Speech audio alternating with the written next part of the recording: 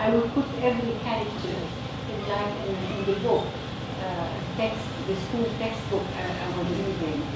I remember there was a neighbor who used to love washing all her laundry, in a garden where we used to play. And her husband gave her his trousers to wash.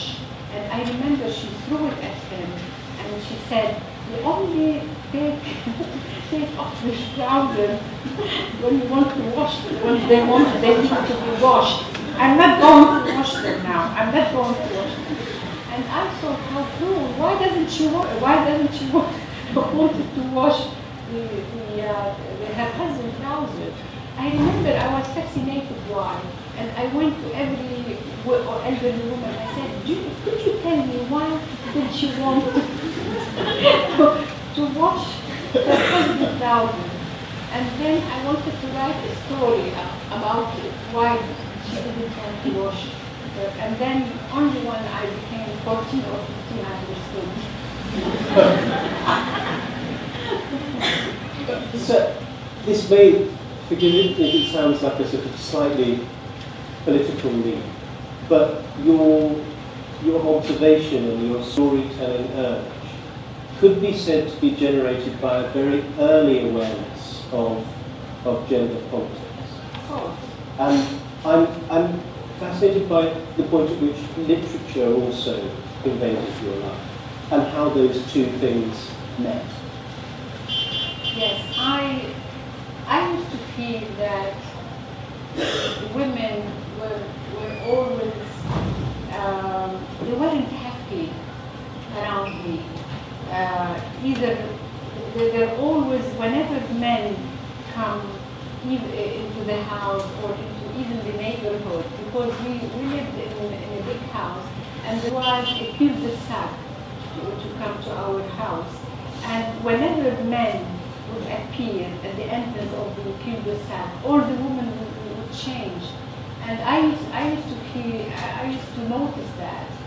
And of course, within the family, there was, some oppression from my uncles towards his daughters and from, other relatives, and also in the neighborhood.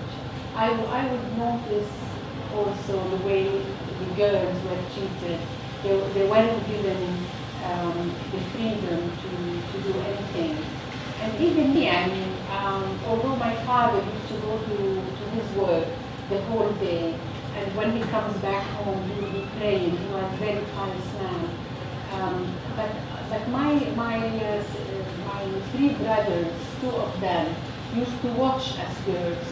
And I remember I was sitting in a coffee shop, and my brother came and dragged me by the hand and took me home. And this is when I felt I want to write something. I was 15 years old. I wrote about the incident, what my brother did to me. I was so humiliated and furious at the same time. So I wrote about it, and I sent it to An-Nahar newspaper, the leading newspaper in Lebanon. And they had a student page. I sent it, and it was published, printed in the student page. I was 15 years old. And you can't imagine what happened in the neighborhood. They were so happy. Although I was, writing against my brother, against the traditions, but they were so happy that a girl from the neighborhood was articled. I say article, it was like 20 lines printed in the newspaper. So I was aware from an early age, and maybe that's why I went and became a journalist, also to write about, about certain aspects of the life of women in Lebanon. So from a very early age, telling of stories and the idea of publication was also a real act of power. Yes. Because you're very right. Because I would feel that I have a power. I have more power than my brother. because I've written this piece and I published it and people are reading it. Yes, this is my revenge. This is my revenge. This is what I can say no by writing.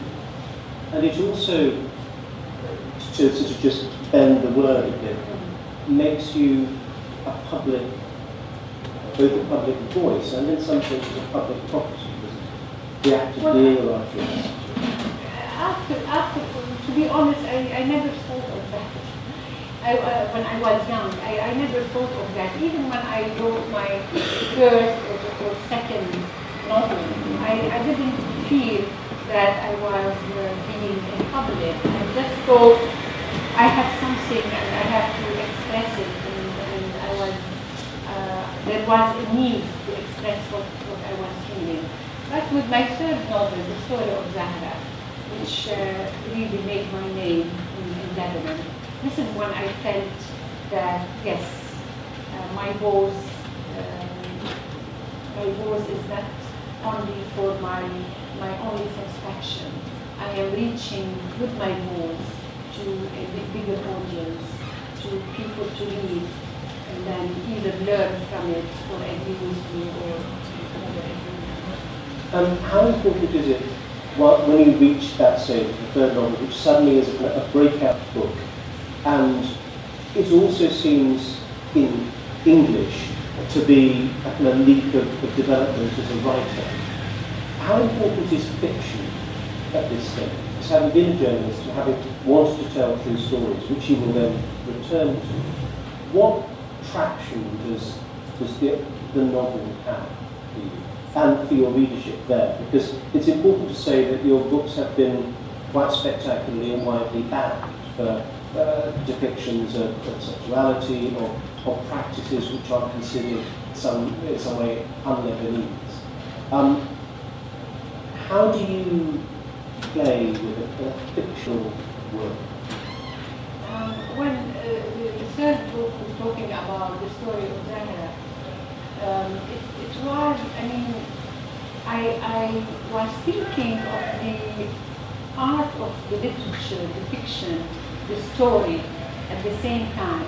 And I was lucky because it went side by side with my anger because toward the war, because the Lebanese war started then. And I left because I didn't want to take any part, even mentally or spiritually in it. I didn't want to be there at all. And I was from the first people who left. And I came to England. I took the last plane, which left Lebanon, and the second day the airport closed for 1 week. And I saw Beirut, downtown Beirut on fire. And I remember and my husband left Lebanon 1 week before to look for other job, because everything was, paralyzed in Lebanon. And when I saw the fumes from downtown Beirut, I lived on the 11th floor, and my daughter was 4 months old.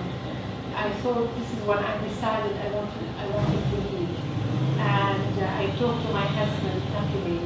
He was in Saudi Arabia, and I said I had to leave with the children. He said, luckily I had multiple entry on